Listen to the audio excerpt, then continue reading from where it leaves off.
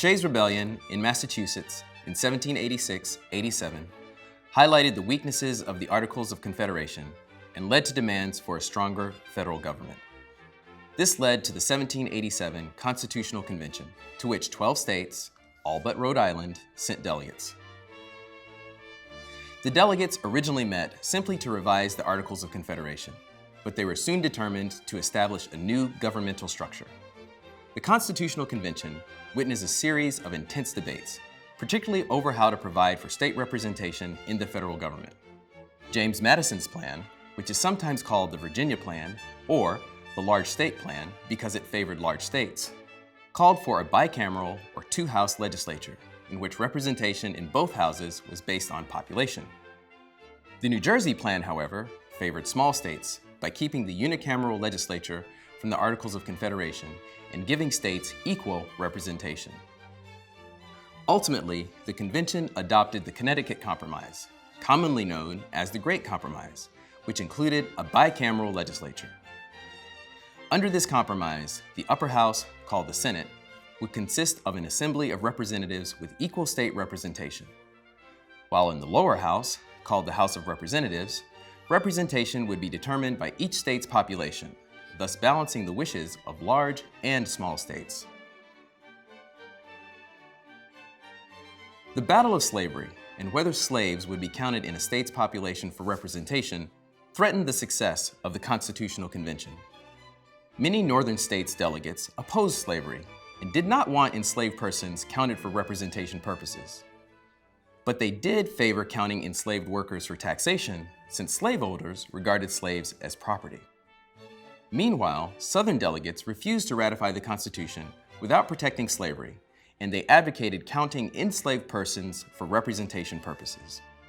Northern delegates countered that this representation would increase Southern influence, but enslaved workers would have no say in selecting these representatives, which contradicted the Revolution's emphasis on no taxation without representation. To strike a balance, delegates agreed to the so-called 3/5 Compromise, which meant that enslaved individuals would be counted as 3/5 of a person for the purposes of both representation and taxation. The 3/5 Compromise allowed the slaveholding states to dominate the federal government until the Civil War. Despite these efforts to keep the new union intact, the tension over states' rights and slavery would nearly destroy it. Ratification of the new Constitution wasn't certain.